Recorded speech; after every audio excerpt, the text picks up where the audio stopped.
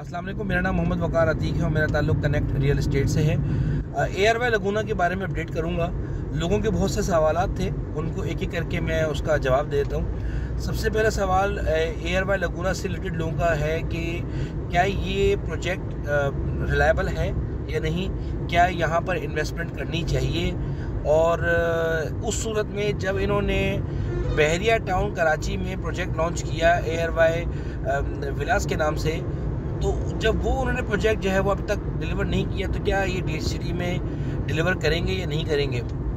और उसके बरक्स जब दुबई में इन्होंने प्रोजेक्ट लॉन्च किए तो ऐसी बहुत सी चीज़ें नेट पे ये मौजूद हैं कि इन्होंने बहुत लेट डिलीवर किया।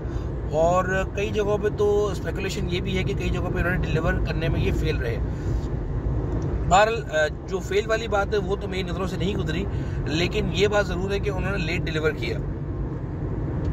तो क्या ये लोग DHCD में जाके डिलीवर करेंगे या नहीं करेंगे, एक सवाल इसका जवाब मैं देता हूँ वन बाय वन करके। हमें ऐसा लगता है कि वाकई ये बात शक के निगाह से देखी जाती है कि इन्होंने बहरिया टाउन में डिलीवर क्यों नहीं किया, और इनको डिलीवर करना चाहिए था। बहरिया टाउन के अपने मामला हैं, जब एयरवे का नाम आ जाता है और आपने इन फ्यूचर प्लान्स रखे हुए हैं कि आपने कोई ना कोई प्रोजेक्ट लॉन्च करना है, तो आपको अपनी साख को बचाने के लिए आपको परफॉर्म करना चाहिए। अब इनके अंदरूनी मामला क्या हैं, ये अब तक किसी के सामने नहीं आए कि डिलीवर किसने करना था, प्रोजेक्ट किसने बनाना था और माली मामला क्या थे, और इसको कहाँ वादा किया गया था बहरिया टाउन की तरफ से कि वो प्रोजेक्ट कहाँ बनाएगा, और उसको बहरिया टाउन की तरफ से जगह कहाँ दी गई। ये वो बातें हैं जो अब तक किसी के सामने नहीं आई। ये पसे पर्दा ही रहें तो बहुत बेहतर है, लेकिन ये बात सच है कि क्या बहरिया टाउन ने एयरवे वालों के साथ धोखा किया या एयरवे वालों ने लोगों के साथ धोखा किया, ये बात तो वक्त के साथ साथ पता चल जाएगी। लेकिन वो बहरिया टाउन के अम्ब्रेला में रहकर वो प्रोजेक्ट आया था, वो इंडिविजुअली एयरवे का कोई प्रोजेक्ट नहीं था। इसी तरह से अब जब ये DHCD में प्रोजेक्ट आया, तो ये DHCD के अम्ब्रेला में आके ये प्रोजेक्ट आया, ये इंडिविजुअली एयरवे का कोई प्रोजेक्ट नहीं है, ये DHCD के अंदर का प्रोजेक्ट है। जो वादा DHCD ने इनको जगह का किया, वो क्या जगह उन्होंने दी, जी बिल्कुल दी। जो जगह उन्होंने बताई वो from the very first day उन लोगों को बताई कि आपकी जगह कौन सी है, जबकि ये बात एयरवे जो उनका प्रोजेक्ट आया था एयरवे का बहरिया टाउन में, उसमें नहीं बताई गई थी कि प्रोजेक्ट की लोकेशन क्या होगी। सबसे बड़ा डिफरेंस तो एक ये है मेरी नज़र में। दूसरा सवाल लोगों का ये है कि, तो मेरी नज़र में ये है कि भाई डिलीवर करेंगे 100%। दूसरा सवाल लोगों का ये है कि ये NOC का क्या मामला है, क्या इस प्रोजेक्ट की NOC आई है या नहीं आई है। मैं पहले भी इस बात को बता चुका हूँ, आज मैं दोबारा बता देता हूँ। DHA में इतने आसानी से काम स्टार्ट नहीं होते, वहाँ बहुत से डॉक्यूमेंटेशन होती है। GHQ में जाके आप लोगों को बहुत सारी चीज़ों की उनको कंफर्मेशन देनी पड़ती है, अपने आप को श्योरिटीज़ रखवानी पड़ती हैं। इतने आराम से आपको प्रोजेक्ट लॉन्च करने की वहाँ पर आपको इजाज़त नहीं मिलती।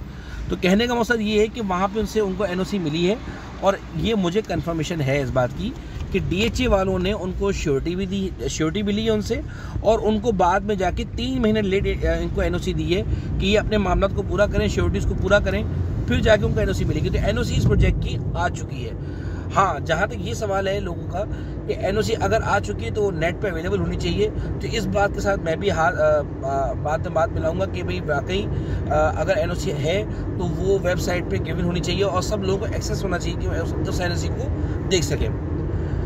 तो बहरहाल दूसरा ये सवाल था कि भाई NOC आ चुकी है कि नहीं आ चुकी, तो मैं इस बात से एग्री करता हूँ कि भाई NOC मिली हुई है इनको। तीसरा सवाल लोगों का ये है कि ये पानी कहाँ से आएगा यहाँ पर, और इतना पानी तो कराची में है ही नहीं, तो ये किस तरह से बनाएंगे। तो सर आप लोगों को उस बात का जवाब ये है कि क्रिस्टल लगून के नाम से प्रोजेक्ट्स हैं, और ये वो प्रोजेक्ट बना रहे हैं, ये आर्टिफिशियली पानी को वहाँ लाया जाएगा और इस तरह से पूरी दुनिया में लाया जाता है। ये हमारा कोई मुल्क वाहिद मुल्क नहीं है कि वहाँ पे इस तरह से पानी लाया जाएगा। और एक और बात ये भी है कि आप इस प्रोजेक्ट को अगर इन डेप्थ में देखेंगे तो ये नहीं बोला जा रहा कि कोई दरिया से पानी आएगा, नदी से पानी लाया जाएगा, ये आर्टिफिशियली इस जगह को आबाद किया जाएगा पानी के ज़रिए। बहरहाल ये बनेगा कि नहीं बनेगा ये क्वेश्चन ज़रूर है, और क्या ये उस म्यार का भी बनेगा कि नहीं बनेगा ये भी एक क्वेश्चन ज़रूर है। ये वक्त के साथ साथ ही कंप्लीट होगा।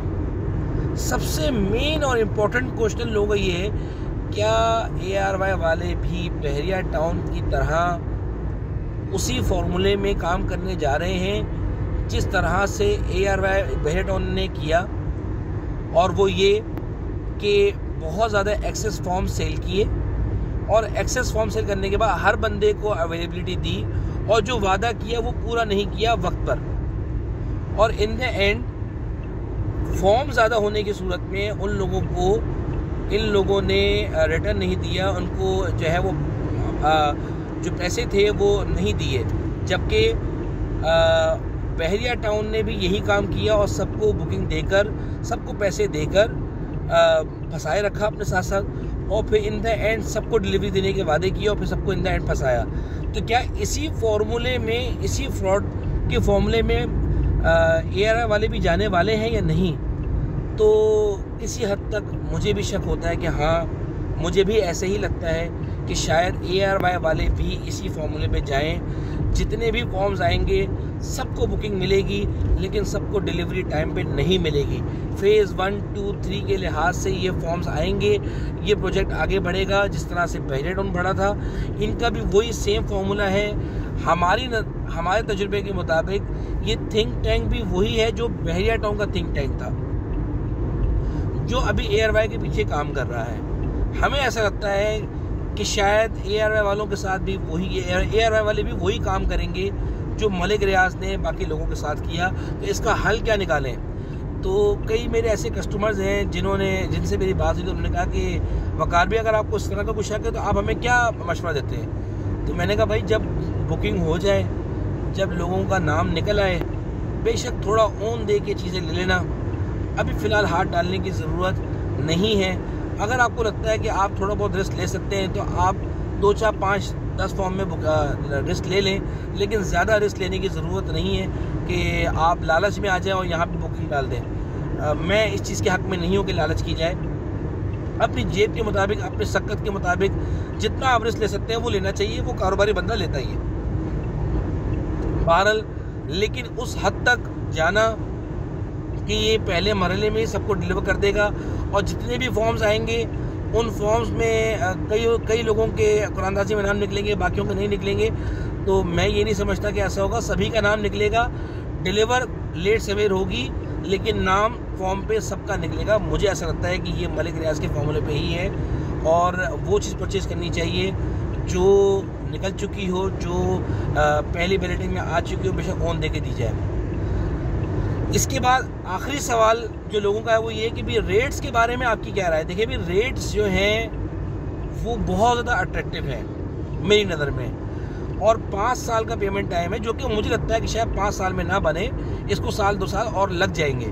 तो अगर इस नज़रिए से देखा जाए और आपको किस्तों में पेमेंट देनी है तो उस लिहाज से तो बहुत अच्छा प्रोजेक्ट है, क्योंकि 7 सालों में कराची की आबादी किस तेज़ी से फैलेगी ये आप भी जानते हैं और मैं भी जानता हूँ, और बहुत तेज़ी से शहर आगे की तरफ फैल रहा है।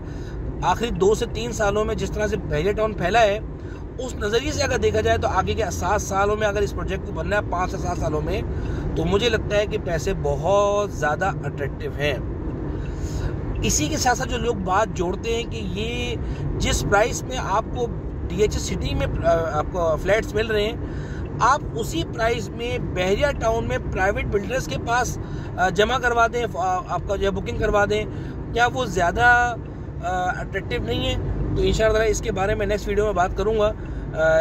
ये भी एक अहम टॉपिक है और इस टॉपिक के बारे में पूरी बात करूँगा इंशाअल्लाह। बहरहाल इंशाअल्लाह फिर आप लोगों से मिलता हूँ। जो सवालात थे इंशाअल्लाह मुझे अल्लाह के इजाज़त से उम्मीद है सारे कवर हो गए होंगे। वकार अतीक, जज़ाकल्लाह खैर, थैंक यू।